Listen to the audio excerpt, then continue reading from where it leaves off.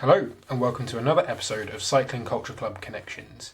Today I sit down with Khory and Josh, two friends of mine who together set up ZF Media. ZF have really focused on creating great high quality content for brands within the cycling and running industry and have done a great job at combining really high quality visuals with a fun and easy to work in atmosphere. As a professional who works with creatives a lot, being on a set that's fun, exciting and full of laughter always produces the best results. Khory and Josh are the life and souls of any party they're in. Anyone who knows them will agree. And it's been an absolute pleasure to spend a bit of time talking to them about their journey into this space where they're now doing super well, shooting for the likes of Shimano, Atticus, Van Riesel, and plenty of other big high-end cycling brands. Their content is second to none, and their personalities are even better. I hope you really enjoy this episode. I had a great time chatting to them. My only regret is we couldn't do it in person with more Guinness. Enjoy. Good evening, gents. How you going? Good evening. Good evening, Dan. You all right? Yeah, all right. Thank you. All right. Yeah, it's funny. It's a later one than I'm used to, but you boys got kids, so working on the schedule. Yeah. They run me from 6 in the morning until about 8 at night. So yeah, don't get much time for fun. I don't believe that for a second. Every time we find time. You find time. Both sat there with a Guinness. Yeah. The important hydration. Yeah. I've got water and I feel like a bit of a pleb now. well, someone's going to feel better tomorrow. It's not going to be you. Yeah. No, I really appreciate you guys making the time. I think it's fair to say we've been trying to do this for a minute. I must have asked you like 6 months ago? Yeah, right at the beginning. About that. Yeah. I think it's the thought was coming in. So yeah, it's been a while. It's been a while coming. So thanks for having us on. No, it's a pleasure. When I was making notes for this, I was thinking, you know what? I think you two were some of the first that I ever spoke to about Cycling Culture Club and what it could be. So I guess you can put that down on your CVs as diversity visionaries. Founding members. Founding members. So get Roundel made up for it. It's not a bad idea, actually. Did you both get stickers? Yeah, we did get a bag of stickers, actually. Yeah. I need to do another lot of those. They've been popular. Every time I saw a couple of guys at Velo Follies and they were like, oh yeah, I'll take 10. Oh, wicked. I think we've got a few things coming up this year, so we're going to try and do a little sticker reel series of sticking at random places like Roubaix and Tour and stuff like that. So that should be quite cool. Yeah, I love it. So yeah, I think you guys know a bit about what we do on this podcast, but I guess for the guys and girls who are listening and who don't know you guys, Josh, Khory, give us a quick intro. Who are you? What do you do? Put me on the spot. Scarrow. It's hard to put it into words, to be honest. Just a person that rides bikes, takes photos, does some video. I always swore that I'd never do video, and now it's taken over my life. Yeah. It's taken over my life. That's about it. Like, we just try and have fun. Try not to take ourselves too seriously. We have quite serious lives and jobs. So, like when we're on the bike and when we're working on our video and photos, we try and just make it as fun as we possibly can. Yeah. That's kind of it. Yeah, I think so. Because I think it started out as something me and him just wanted to do. We were really interested with it. It started out, actually, we both had, you obviously have your personal Instagrams and things like that. And especially my friends, they were sick. All my friends are builders. They don't ride bikes, they don't do anything. It's football, it's pub on a Saturday, family Sunday, back to work Monday. So that's kind of like my core, like old school friend group that I grew up with. So they all got fed up with me posting things about cycling. It just became my passion over a time. I mean, I've always been into it since probably the early 90s.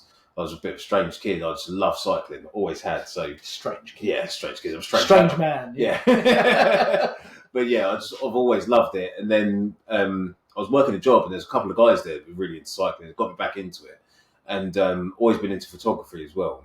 So it just kind of organically grew. And kind of a hobby that became a job. Yeah. Or a hobby. It's still our hobby. Yeah, it's still our hobby. Yeah, it's a fun job as well. It is. And yeah, it was kind of Josh was a driving force, to be honest.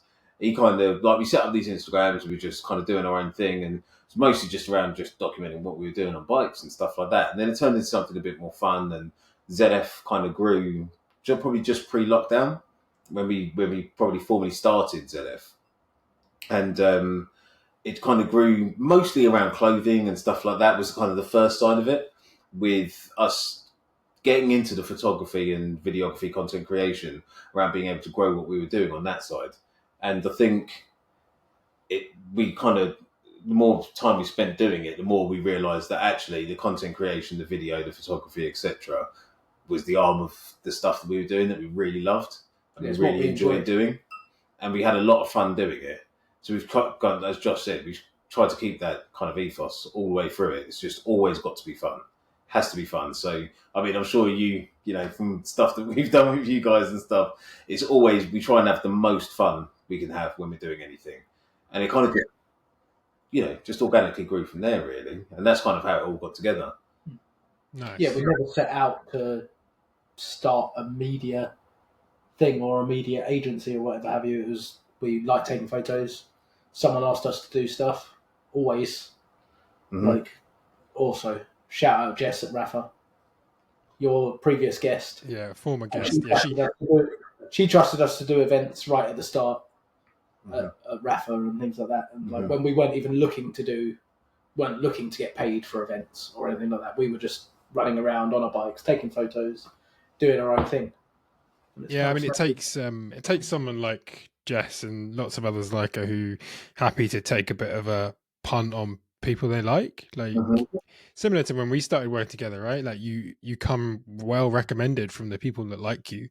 I think probably Jess originally told me about you guys, or I don't know, there was definitely some cross paths, some cross pollination there, and yeah, I think your reputation does precede you. For those that don't know, ZF Media stands for Zero fucks. I want to beat that out for the kids. We're a sweary, no holds barred sort of podcast, you know. Yeah, we started a clothing thing called Zero Fucks CC, basically, with 2 X's. And the origin of that really was, I think, you know, if you go back sort of 4 or 5 years, you know, maybe if you go back 10 years, you had the whole big rush of cycling where it became such a big thing. It was the new golf within, you know, especially here within the UK, it was such a big rush. And you still had that old school mentality. It was quite elitist. And it was quite serious, you know. You went out on group rides. If you're quick enough to get into some of the big group rides, it was all about doing your turn on the front. You know, if you get dropped, you get dropped. No one was really having fun. It was like, it reminded me of playing football on a Saturday football, that semi-pro sort of feel to football where everyone's shouting at each other and it's really serious. And I'm like, well, we're not racing the classics or racing the tour. And none of us are good enough to even race at a good level in the UK. We're having fun on the Sunday. We're going for coffee and eating cake, you know. So we just didn't want to take ourselves seriously. So that kind of thing just came up. It's like, just, we don't give a fuck. It's zero fucks with anything that we do to do with cycling. And that kind of, just kind of organically grew, and we took it across to the media stuff that we do. We always try and keep a bit of us in it. You know, obviously, you know, when you take on jobs, there's an official brief and things that you need to work to, and you need to make sure that you can deliver, whether that's corporate or it's socials or whatever sort of feel that they're looking for at the content that you're creating. So you need to make sure that you adhere to that. But we make sure that we try and put a little bit of our personality in it and a little bit of fun. And that ZF thing comes across. It's always a core, like a core thing that we try and keep in everything that we do. So never take ourselves too seriously. And I think it's when you're working with people as well. Like, don't take yourself too seriously. Try and have fun. Try and act like they're your mates, or hopefully they are already your mates, or they will be your mates. Mm-hmm. Just like with models, with you, Miles, with Fusion, with anyone, just treat them like your mates. And like, it's easier. Never be so serious. Mm-hmm. It doesn't have to be serious. No. And we've all got a common ground, and I quite like that about cycling. Is everyone comes from different backgrounds, but we all like bikes or running or whatever it is that you're into. But we all like, you know, active sports or active things. And I think you've got that in common, so you can almost forget about the rest of it. and try and find that common ground. And if you find that common ground, I feel that comes across in your imagery, all the stuff that you're doing, because everyone's having fun. I don't like the super posy stuff or anything like that or contrived. It's just got to be natural and fun. I think that's where you get your best imagery. Yeah, I totally agree. And I think you do yourselves a little bit of just injustice because I think what you guys both exude allows people who work with you to relax and take the pressure off and have a bit more fun. I've worked with a lot of creatives in my life, some very talented, some very, very good. Lots of them not very much fun, very serious, very, straight up, and there's a place for that, absolutely. But I tell you who I'd rather work with, and it's you guys, right? Like your shoot day is going to be fun. You're going to have a good laugh. You're going to get good stuff, but you're going to have fun doing it. I think also because we're lucky enough to work in cycling, we all love cycling. We have not only do we have that shared passion, but we're not trying to save the world here. Like we're selling bikes ultimately, Yeah. or Yeah. selling the bike lifestyle. So I do think there's a bit of an air of supremacy that people let leak into their content, and it's like, come on guys, like remember what we're actually doing here, remember why we got into this, and remember why it matters. Yeah, and like you say, what matters is having fun. Everyone I know anyway that gets on the bike, even if you've not ridden for such a long time, specifically like my wife, for example, she'll get on the bike. She doesn't ride often. She gets on the bike, and I do if I've been on the turbo for 4 months or whatever, and you get outside and you ride, and that first 100 meters, you go, I forgot how fun it is just to ride a bike. Not ride it fast, not do anything particular, but just pedal outside in the air. It's probably one of the best things I think you can do in existence. I don't think you can beat it. Especially when you're riding alongside your mate as well.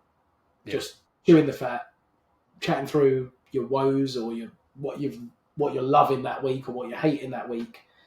You're just doing your thing, and it's the best thing. The best thing. Be honest with me though, guys. Like, when was the last time you actually went and rode your bike outside? Wasn't it? The week before last. Sorry, there's a fly in here. It's driving me mad. We went out in the Baltic conditions. It was absolutely freezing, wasn't it? Yeah, so we went out about 2 weeks ago. I think it was about 0 degrees, wasn't it? We nipped out on a Sunday. I was lucky enough, my kids were at my mother-in-law's. So I got a bit of free time in the afternoon. So we flew out in the afternoon. Went out. Didn't do much, did we? I think I ended up on 60k. 60k, I done 50. Yeah. Pub finish in the middle. Oh yeah, naturally. Yeah. Always. Yeah. Mid-ride Guinness. You've got to hydrate. It's so important. It is. I get the feeling you guys don't do any riding without a Guinness, at least mid or after. Yeah, mid or after. A couple of days ago, we were even when we were filming, a couple of days ago doing a couple of projects, but we've done separate races in here and in another location. But we're still having fun. We're still racing, and we fit the race into the content. Yeah, so it's again about having fun. I'm racing, and I had my race first, so I'm on the bike. I'm going absolutely hell for leather, pretty much, and he's chatting away to me whilst he's having a beer, and he's making it fun for me. So you kind of take the pain out of it. Like, we're getting the workout done, we're getting the content done, we're having fun. And then he did his race, I filmed him, did the same, I'm having a beer and whatnot. And it's just, you just get to enjoy it, don't you? And I think you can take things too seriously. Like Josh said, we've both got serious, jobs that we do. It's not our full time, although it takes up probably 50% of our working lives. Yeah, we've given ourselves 2 full-time jobs. It is full time.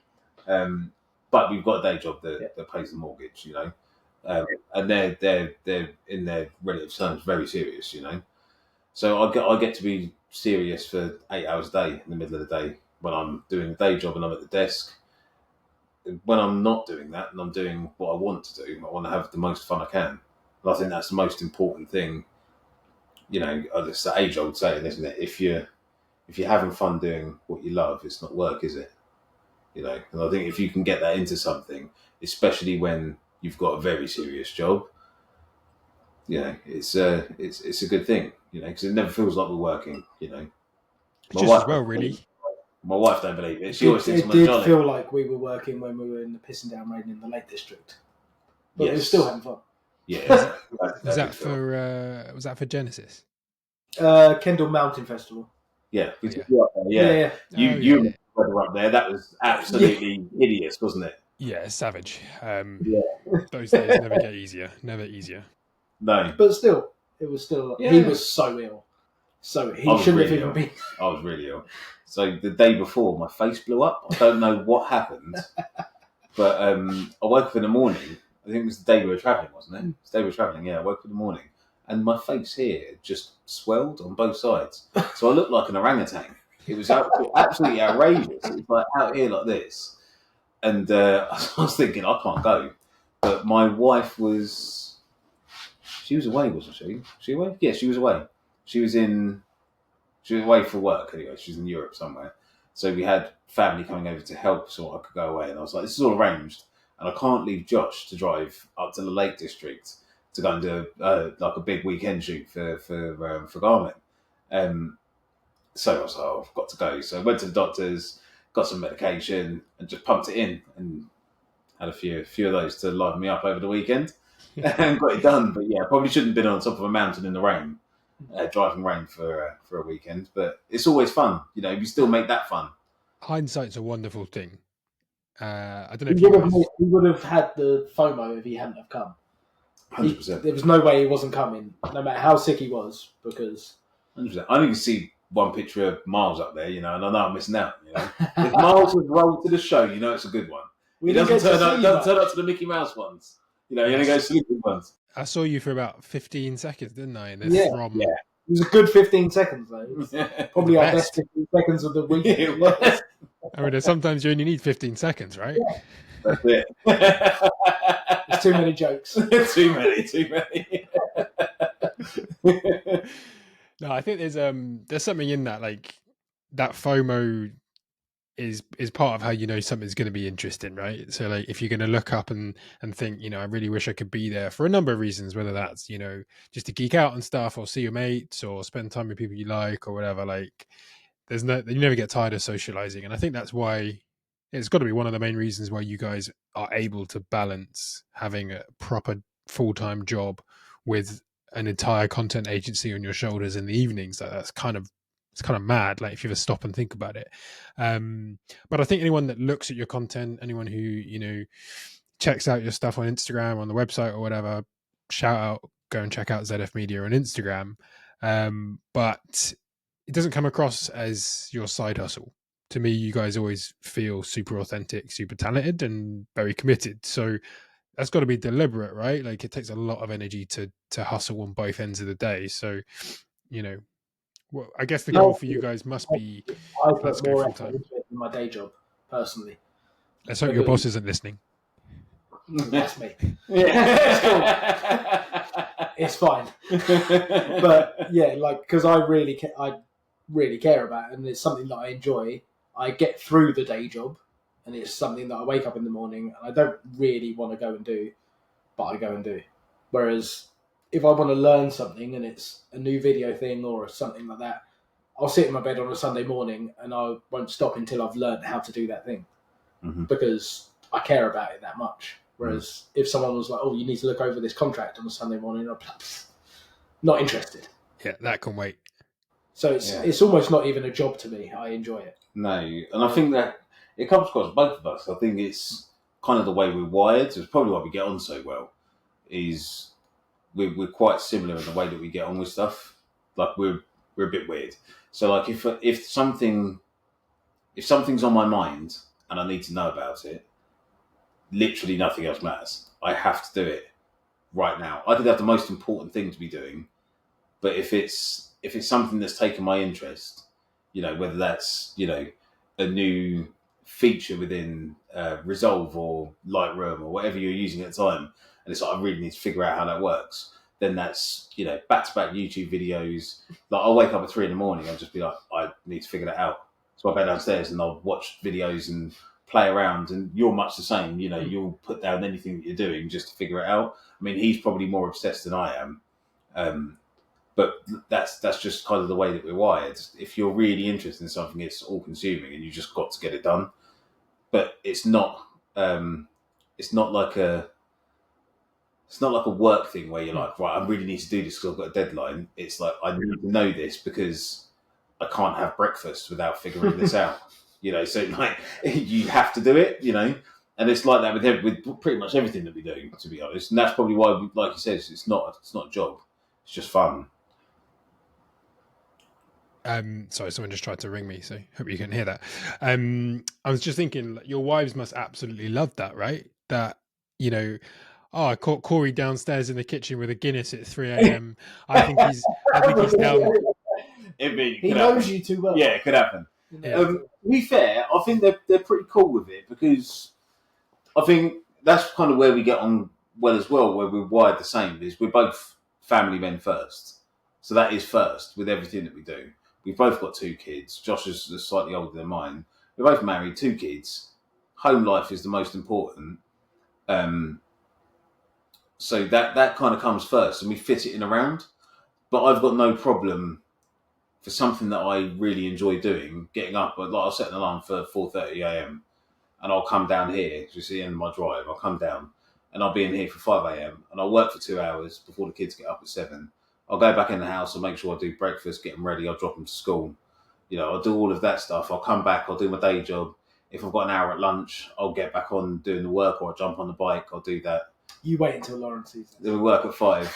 Yeah, I know, yeah. She's going to be like, straight in the comments, he's lying. He doesn't do anything. But no, I don't mind doing that. Or I come back down after bedtime, with things like this. But I'll put the kids to bed, come down here, and you do something that you enjoy doing. It's better than staring at telly for the evening, or doing something, or doing extra day job stuff. You come down, you do a bit of this, and that's where we fit it around.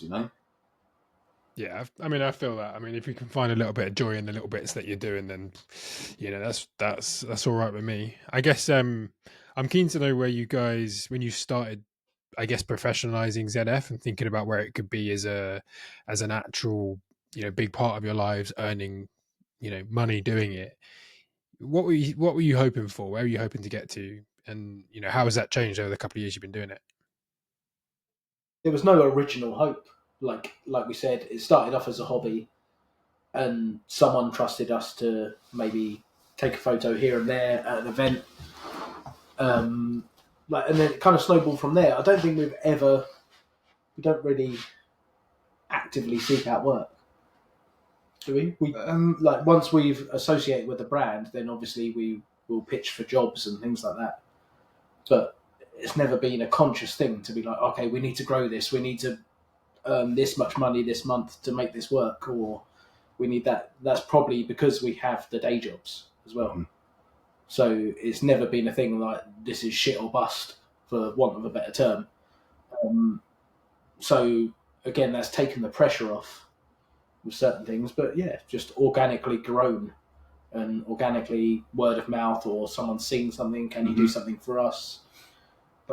Yeah, I'd probably say, yeah, so it's definitely been like a fully organic thing. It's never been a, sit down, make a business plan, this is where we want to go, that sort of thing. Because, again, we never want to turn it into another job, It always needs to be fun.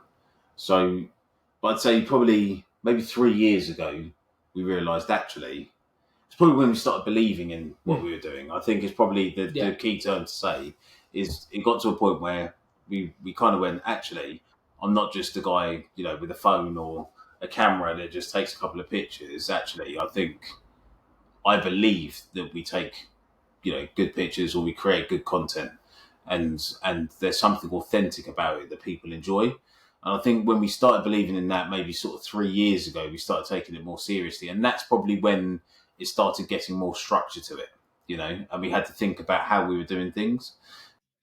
So for the viewers at home, I believe Josh and Khory just faked a tech issue so they could go and get more beer and satisfy their older gentleman bladders. Definitely older gentleman as well. That's the worst. We both ran to the toilet. I'm slowly slipping. I say slowly. it's rapidly slipping to 40. I'm 40 in 3 weeks, I think. Shit! Congratulations. That was like Kevin Hart and Yeah. Shit. damn. Yeah. How are you feeling about that? Do you know what? I'm quite excited about it. I think I've had won't go into my life or anything, but I had a wild, enjoyable, great childhood, late 20s, mid 20s, that sort of time. It was really intense. It was really good. Spent a lot of time working, like on a day job, doing. I was working like 12-hour days every day. Both me and the wife, just absolutely flat out. Then we got married, bought a house, had kids. So it's been really, really intense. And I feel like now I'm probably in the best spot I've been in probably ever. I'm really enjoying where I'm at. I'm having a lot of fun. My kids and family are brilliant, but I'm at the stage where we can do a lot more things individually, as well as family. You know, things are just generally a lot more. The kids have got more stamina for activities. You know, you can go out, you can do things, you can go for your dinners and lunches and stuff. So you're just enjoying life a lot. You know, seeing them grow. They go to school, doing really well and stuff like that. So I'm really excited for sort of my 40s. I think it's the best time I've had. I'm enjoying my health and I'm spending more time riding my bike and training. He's really telling himself this. I He's know. selling it to himself. I'm trying to. I'm bought in. I'm like, hell, take me to 40. I am making 60. We all know that. Good. Are you got anything planned for it? I'm going skiing week after next with just me and the wife. We're off away. She'll stop calling the wife Lauren. She has a name. She does exist. There you go, Lauren. You've been officially name dropped. Yeah, yeah, but yeah, we're going skiing together, and then on my birthday, it falls on a Saturday. Just having all my family over, we're going out for a little bit of food. That's about it. And then the boxing's on in the evening, so I want to watch that. Nice. Sounds idyllic. Small aside before we carry on. There's this guy I met as part of opening up the outdoors. His name's Emmanuel. He runs I suppose you'd call it an initiative, but it's a group called Soft Life Ski, and he's all about getting black faces on the slopes. Check them out on Instagram after this, because their trailer for this year's trip was low key like a sexual R&B video from the 90s. Oh, Like, you guys would absolutely love it. And if that's not you on the slopes, Khory, in a few weeks' time, I'm going to be disappointed. with the camera. I'll make a little reel. I'll make a little reel, especially for you. Yeah. I've been snowboarding I grew up skateboarding, but I've been snowboarding about 15 years. So yeah, it's an absolute love of mine. Arguably, dare I say it, it's on par with cycling. On par with cycling. If I could do anything, I would live in the mountains and I would snowboard all winter and I would ride my bike all summer. I mean, that does sound pretty good, but we are on a cycling podcast at the moment, so so check yourself, young man. Before you wreck yourself. No, but seriously, it's good that the other interests that people have adjacent to cycling almost always benefit what we do. From it, whether it's a perspective or. I think it benefits the fact that you were running around skateboarding, videoing people skateboarding, taking photos of people skateboarding. It's quite a crossover, and it is the more you see it. Yeah. Like, just seeing angles and stuff like that, especially and the fast pace of stuff. So cycling, like, especially, you've got a bunch of different things that we kind of shoot. Really, we're not just sort of product and campaign based or event based or race based or whatever it is. We do a mixture of it all. By the time I edit the thing, it probably will be a 2026. So yeah, just before we left, we were just, I suppose, chit-chatting about like where ZF's going and stuff, but I'm just taking a look at my questions and thinking we managed to skirt completely around this one, but I was thinking back and considering whether you guys are the only black content creators I know. I'm sure that's not true, but I think the only two that I'm familiar with who are doing commercial work like you guys are doing. I wonder, firstly, whether you can falsify that statement, whether you know anyone who I don't know, met on Instagram or met on a shoot or whatever. But secondly, if it is true, how do you think it affects your workflow and the way you look at work? To be honest, we haven't. Well, I personally haven't thought about it that much. Like well, obviously, if we're talking black, then like I don't really know many others. Obviously, we've got Calvin doing big things, like who's also a member. But yeah, There's a few. I think they're more the people that I know are in the film game, as opposed to the content creation game and doing kind of the stuff that we're doing in Yeah, the sort of commercial campaign release probably more for sports brands and things stuff. like that. So yeah, I know a few people that are in the proper film game. They're shooting feature lengths and stuff yeah, from our background and whatnot. And I feel like there's been a lot of movement in especially maybe the last sort of 15 years that's opened up a lot of things within that game. There's a lot of opportunities that are out there in terms of funding that you can get involved with things on that side. Less so in what we're doing, but I think to second what Josh has said, it's never really been something that I've super focused on. I think for me, when I've always looked at cycling, I've never looked at it as a lack of inclusion. I've looked at it as an elitist thing, which by nature and by demographic excludes certain ethnic backgrounds. So I don't think for me, it's not an intentional thing. I don't think that I'm seeing anyway, from a community side. I think there's a argument when you look at corporate sides across all businesses that there's definitely a glass ceiling that's associated with people of color, whether they're Asian, Indian, black, white, whatever.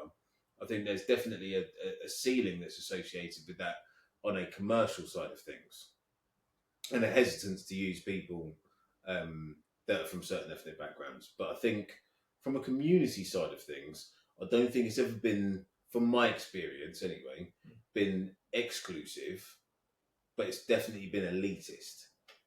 So, Josh brought something up the other day and he was saying, if you turn up on an S Works or, an S5 or whatever it may be, you're on your latest 15 grand bike, or, when I started, 6 grand bike or whatever it is, but you're on your top end high carbon bike with nice components on it. Everyone wants to see your bike. They want to talk to you. They'll come over and they'll have a chat. No one cares about what colour you are. And they care about your bike. Yeah. In the industry, it's an elitist thing in my eyes, anyway. Mm-hmm. Like if you turned up with a Claude Butler, they'd probably be like, yeah. Unless your legs show you something different. Yeah. In which case, after the fact. Yeah. If you turn up on, a 12 kilo steel bike and you rip everyone's legs off, they kind of want to know where you've been. On a higher up level, I don't know. I've never really thought about it, of whether we don't get approached for jobs or we don't get jobs because of who we are or whatever have you. Whether they go to people that are more trusted or whatever have you. Mm-hmm. But I mean, I really hope not. But I just think it's interesting, right? Because I think it comes down to lived experience. So you guys are like, for whatever reason, probably because of the community you surround yourselves with, you haven't had that level of, you haven't felt, different in that space, which is great. I know for a fact that that's not the same all over, in other areas of the country. So I think that's part of what, I'm trying to explore with Cycling Culture Club, is like, actually, how does everybody find a space for themselves, no matter where they are?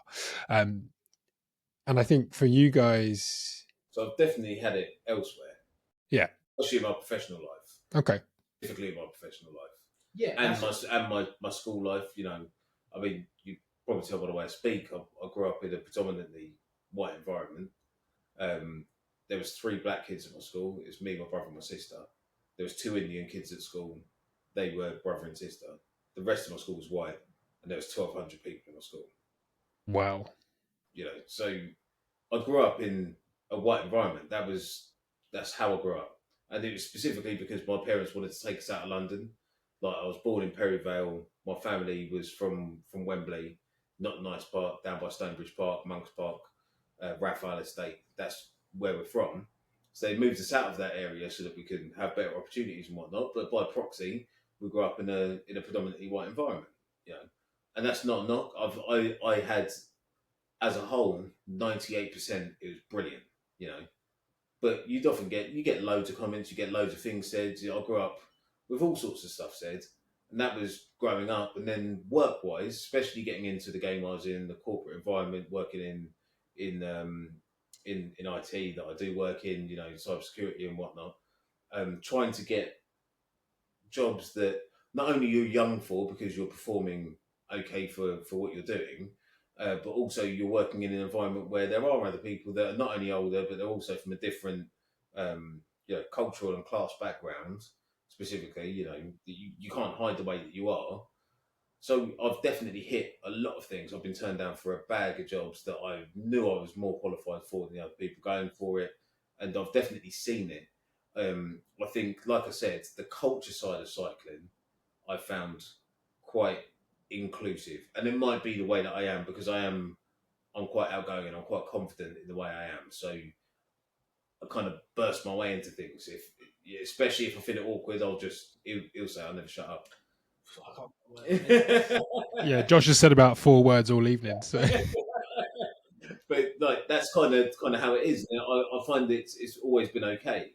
And also, I guess, kind of because of the way that I kind of came into the scene with people that I'm associated with, and I know that hold positions in companies that are renowned in cycling and stuff like that. So I feel like it's always been a bit of an easy go in terms of the cycling culture side, but I fully appreciate that there's a lot of people out there that don't get the same experience, and maybe that is around the way in which their culture and area has them carrying themselves, and that is intimidating for other people, which can come across as incorrect, in the way in which they approach you. So I think there's a lot of things out there, yeah. Again, like from what you're saying, in cycling, I've never felt marginalised or anything like that, really. Anything like that. But in my day job and my day-to-day life, that's where it comes into it more. Like, I probably wouldn't have started cycling if you didn't tell me to get a bike. Yeah. Because, like, I went to a predominantly black school, which it was a private school, but it was like a Seventh-day Adventist school. So everyone was from all over the world. We had like 120 different nationalities in like 500 people or something like that. But so I was like, everyone was just treated the same essentially in school. But I grew up, my mum was white, and I grew up with all white family essentially. Didn't really mix too much with the black side of my family. So I'm sure you will recognise as well, Miles. Like, you're almost seen as a middle ground. Where, like, you're not quite black, but you're not quite white. yeah, totally. I've had racism from black people. I've had racism from white people. I've had racism from like Indian people. Like, in my day job, I'm in property management and like lettings essentially, and I could probably tell you 15 times that I've literally been on an appointment where I'm valuing a property for letting, and they'll say, "I don't want any black people." It's absolutely wild. Well, Yeah, it's wild, and you're like, okay, and like, And what do you say to that? I mean, my dad's business originally, he had it before me, and like he'll say like some of like he's changed people's perceptions of black people because they didn't trust him initially. Like, he had people on the phone be like, yeah, as long as we have no black people, and then he would turn up on a viewing or on the valuation, and they'd be like, and he'd just shake their hand and try and change their perception of black people, which is all you can do is try and change people's perception. try and prove people wrong. Things, but it's And there's a difference between sort of ignorance and then pure racism. Out and out racism. You can't change someone's mind if they just don't like you. Sometimes you just have to accept it. But in the ignorant side of things, I had loads of times, you'd be out and about and you're chatting to people and you can feel an energy, when you're out and you're chatting away, and then you get a comment, you're all right, So, you're one of them, mate. You're not like that. Khory, you're all right, mate. Yeah. You're all right, mate. It's not just me. You talk like us. Yeah, a lot of us were all right, But there's idiots anywhere you go, doesn't matter. Yeah. There's idiots anywhere, Maybe you just met 10 idiots because of where you're at, and you can change people's perception. It doesn't make what they're doing right, but if you react in the right way, you can change some people's outview and stuff. And I think if you try and remain positive about how you approach things, and that's within, the day-to-day corporate life that I've dealt with, I try not to let it beat me down. You just got to go, okay, that one, for whatever reason, was not for me. Maybe it would have turned up there and it's full of 500 idiots. And I'd never want to work at that company anyway. And it would have been an absolute hell of a job. So maybe it's the world's way of telling me that wasn't the one for you and you'll get the next one. And you just got to remain positive. And I'll try and do that with anything you do. You can have your moan about it. You can have your moment, but you kind of got to stay on the front foot with things and try and stay resilient. And I think I say that with everything, and especially just bringing it back to content creation. You're not going to land every job. You're not going to get given every opportunity. You may well be working for a firm and doing some great things, and everyone's enjoying everything, and then somebody else is in doing something. That's because maybe that specific job required a specific skill and a specific look, which isn't what you do. I don't want to feel like I haven't got the job because I'm black. Yeah. Like I don't even want that to come into my consciousness, because then I'm panicking.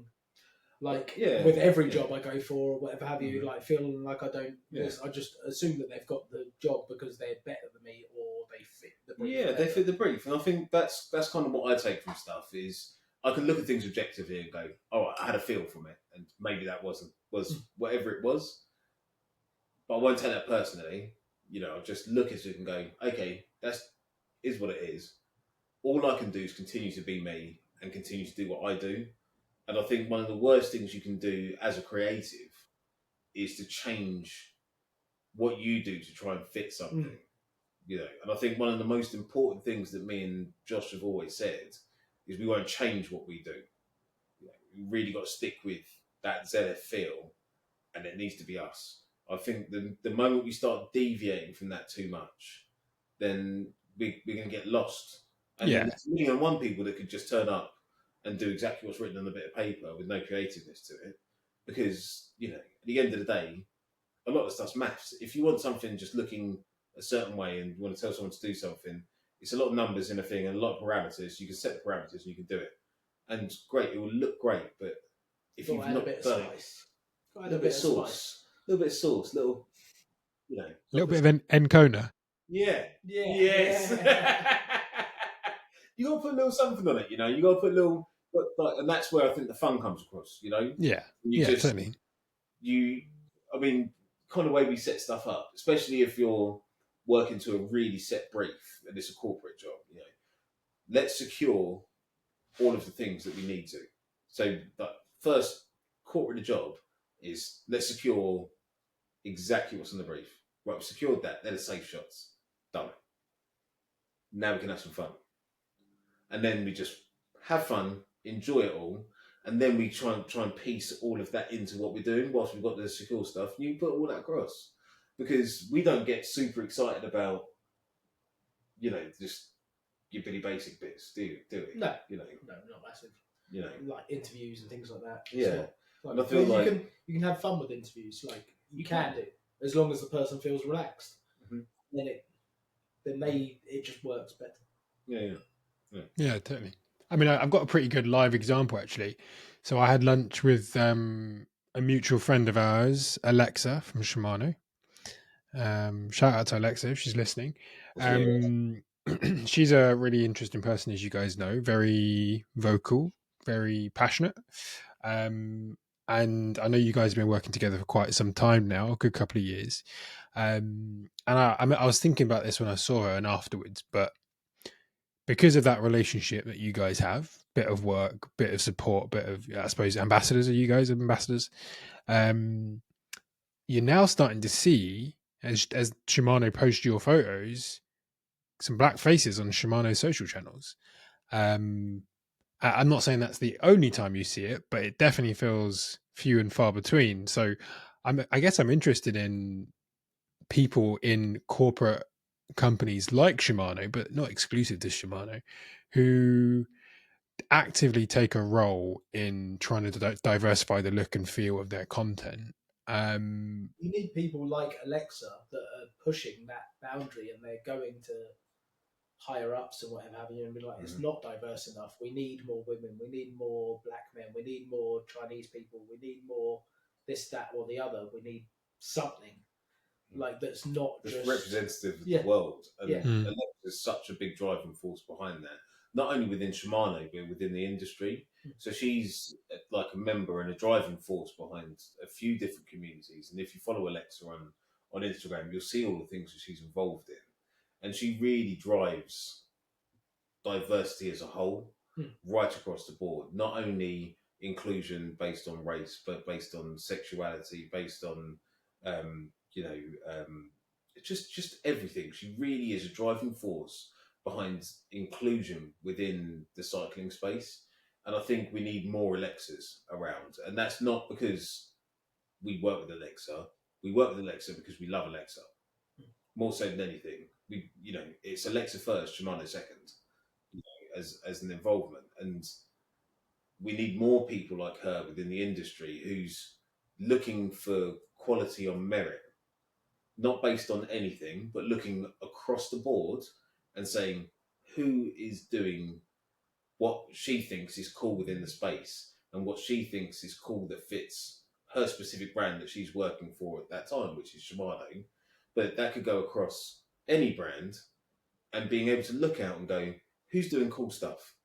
Okay, cool. I don't care who it is. That's cool. That's what I perceive as inclusive. And I think that's what people need to be driving for. Not just going out there and going, actually, I need black faces on Instagram, or I need, Asian faces on Instagram. I need to be more inclusive. I need some more gay people involved, or whatever it may be. I don't think that's what you need to drive for. You need to be able to go out there and go, who's doing cool stuff that fits my brand? Forget what they look like. Very true. That's what I'm driving for. And Alexa is really opening doors and got that open door policy for anybody who's doing cool stuff that matches the business's needs. And I think everyone's got to remember it is a business. It's not just about a tick box and including people based on where they're from. It is a business. So you need to be able to have something that matches your brand management. I mean, you understand that Miles. If something doesn't fit, you can't just do it. No. Even though, the passionate and advocate side of me would love to always try and find a way, sometimes it's just not the way. Yeah. And I think, as long as you've got your eyes open and you're approaching your search and discovery in a way that is open to all of these things, you are searching all the other communities to find who's doing cool stuff within that space that will fit your brand management. I think that's a really cool thing. And I think there's not enough people out there that's doing that. I think you make a good point as well. We work for people, not brands. Like, if we like the person from that brand, we're more likely to work for that brand. You understand? Like, we're not... I don't know the words for it. He's the talker, as always.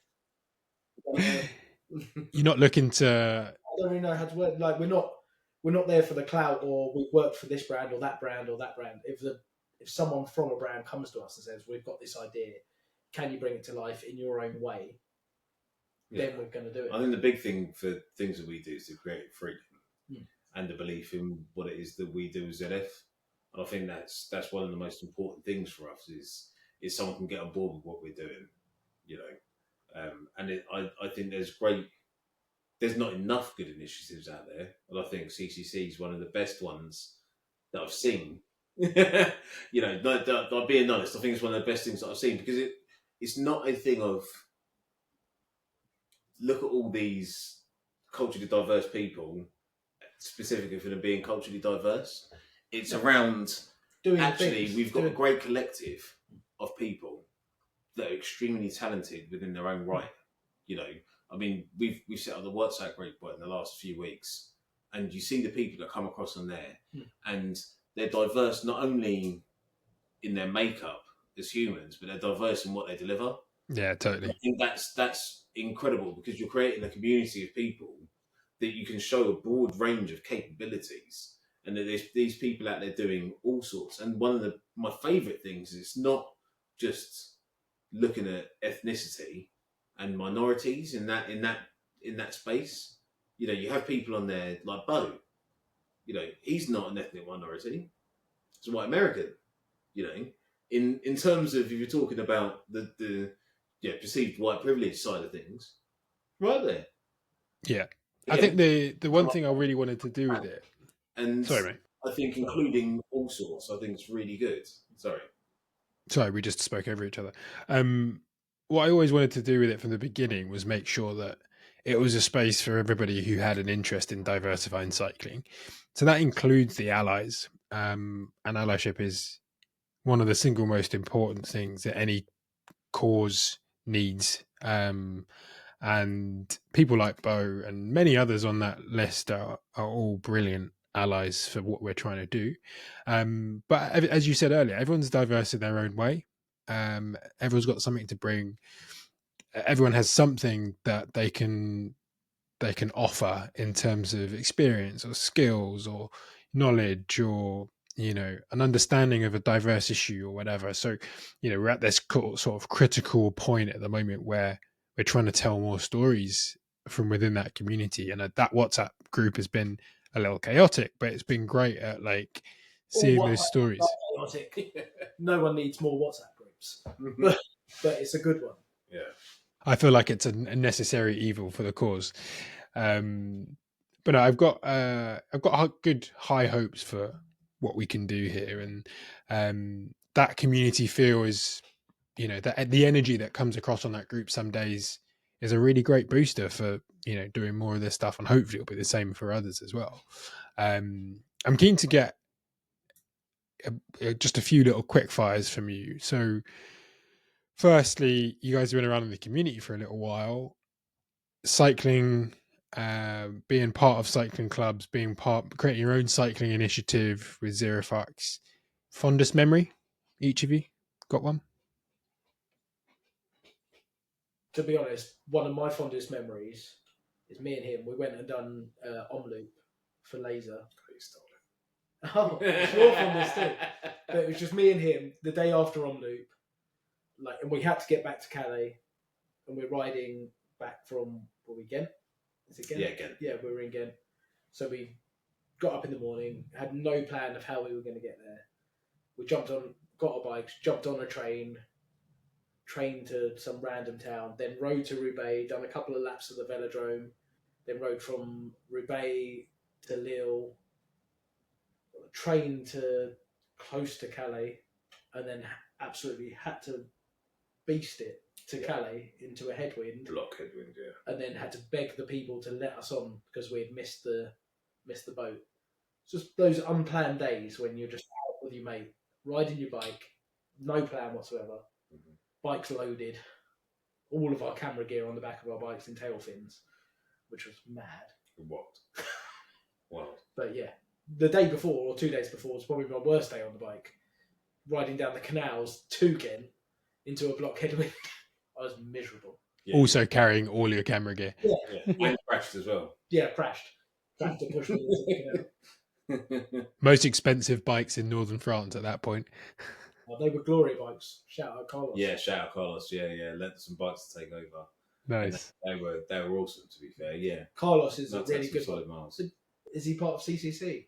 Yeah. No, Carlos who? Diversity. Carlos at Gloria. Yeah. Chile. Yeah. No, Venezuela. Venezuela. Yeah. Venezuela. Nice. Bike brand in the UK. Bike builder. London bike builder. Titanium. Cool. Can you lit me out, won't you? Yeah, 100%. And he's super cool. One of the coolest people on the planet. Again, one of the people that trusted us at the beginning.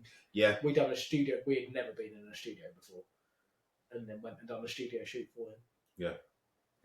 Spent a lot of time with him. Yeah. Carlos is brilliant. Really, really, really cool. One of the coolest people I think in London cycling scene.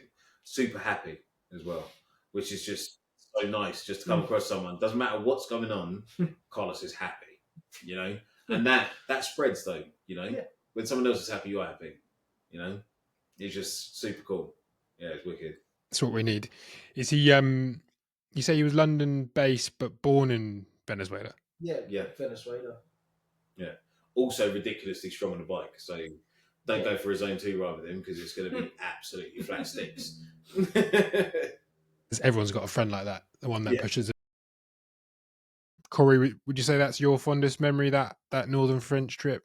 That's definitely up there. That was incredible down the bike. I think it's probably my most enjoyment because me and Josh align riding on bikes as well as with other stuff we do, and we quite like the zero plan to anything. So just zero fucks, zero plan. That we need to get here by X point. How we get there? No idea. So we really love that, and that was really good. But also, I'd probably say up there would be. I would say we did the Mallorca 225 on the 312 route. Probably it was 2018ish. 19.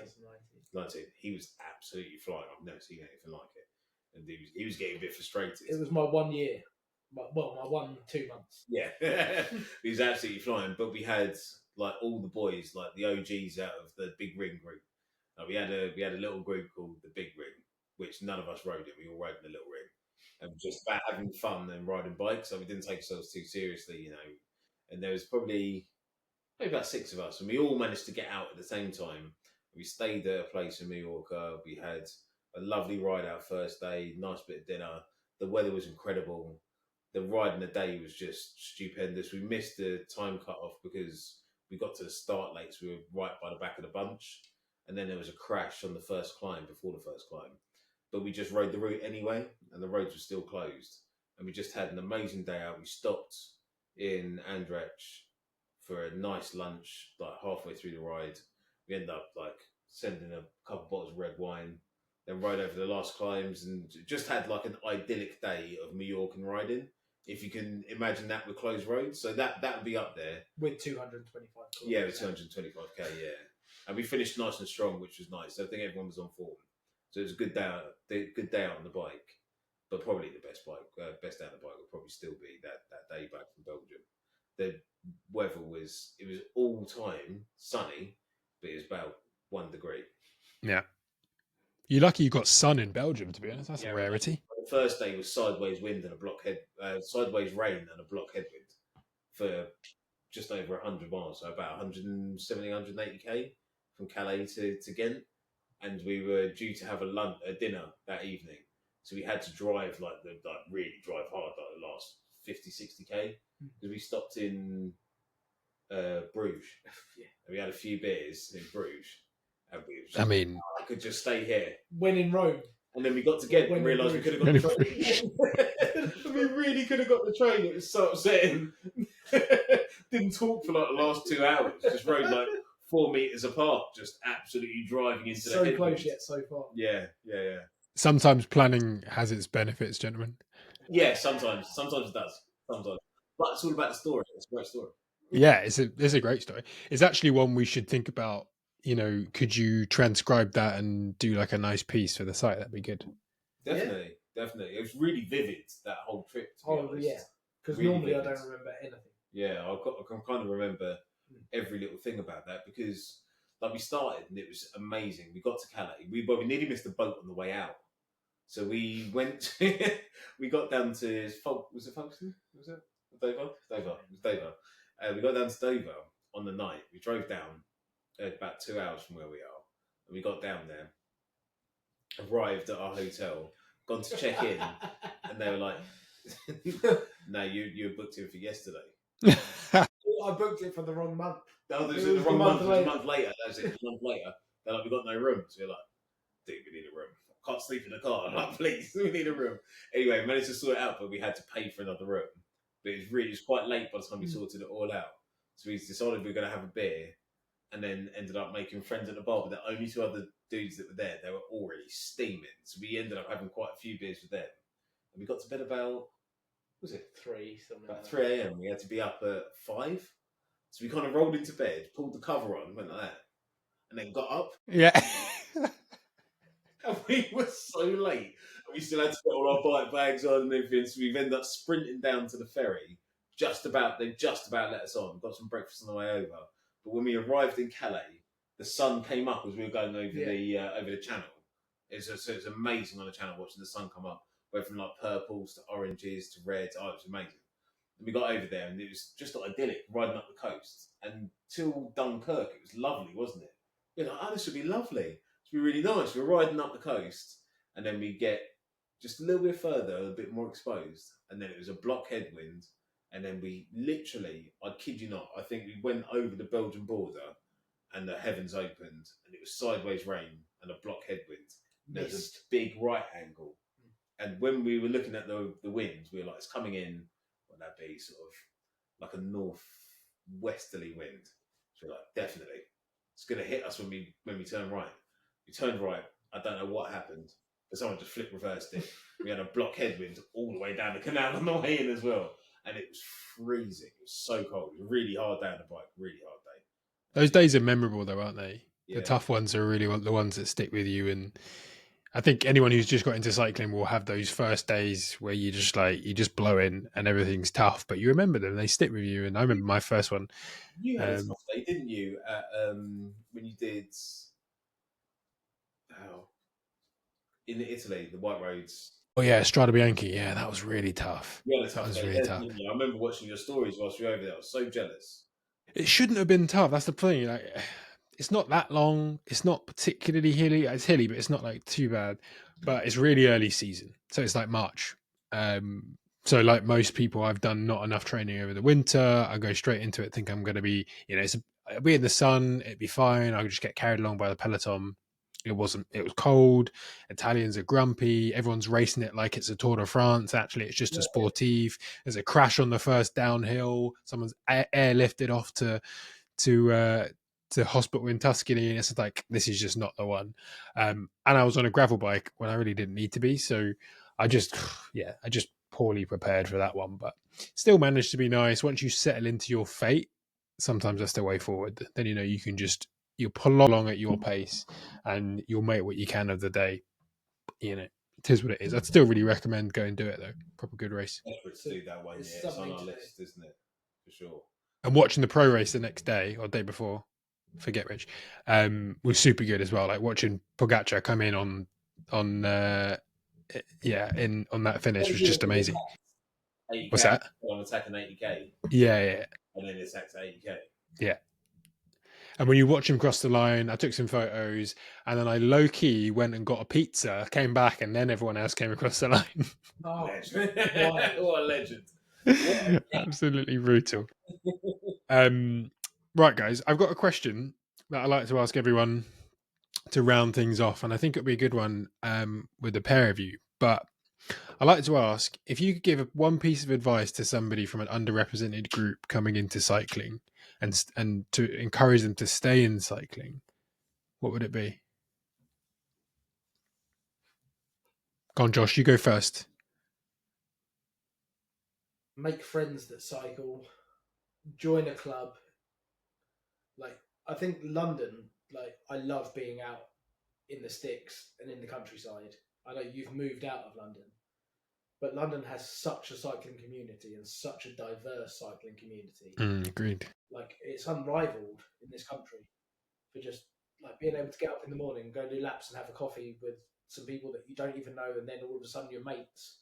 You see it on Instagram all the time, where like people didn't know each other, and then 2 weeks down the line they're on holiday together in Spain, like riding their bikes together. Like, it's just try and find your community, or find anyone that's riding a bike close to you.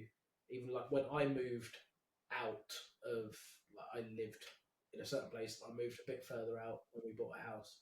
I joined the local cycling club, and I made friends for life. You understand me? Like, and got a lot stronger. Yeah, I don't ride with them as much now, but if I messaged them and went, fancy a beer, I'd have someone to go for a beer with, my local town.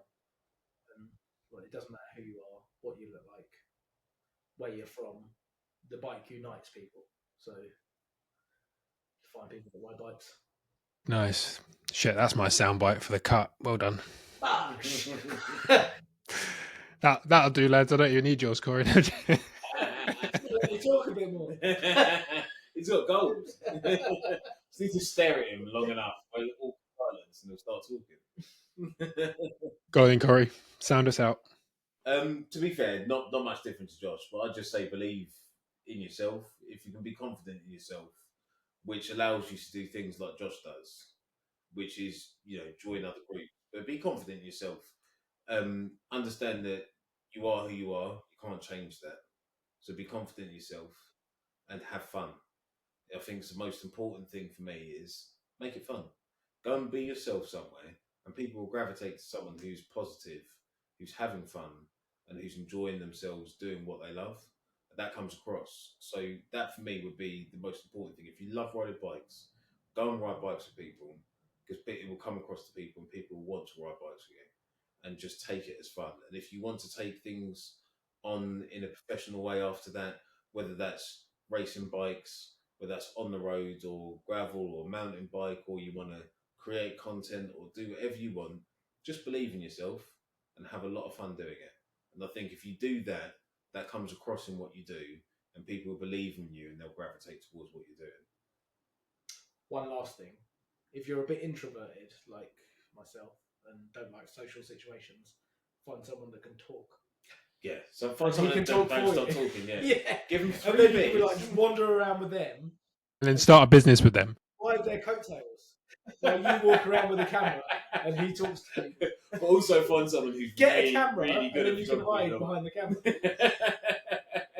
Hell, cameras start conversations. That's the way of it, isn't it? So, no, I love it. I love it. No, thanks, guys. That's it's my favorite bit of every podcast is that little bit of inspiration at the end. You guys should go and listen to Tokes' podcast actually as well, because naturally that dude was full of some sound bites. Oh my god! I mean, there's one guy going to be between him and you, so you got a little bit of gap, a little bit of space. But man, he was just what. I mean, thank you for recommending that. Proper special. But no, I really enjoyed that, guys. Sorry it took so long. Yeah, cameras and bits and bobs. What happens when elaborate. I was more thinking how long it took us to actually set this up and do it, even though we spoke about it 6 months ago.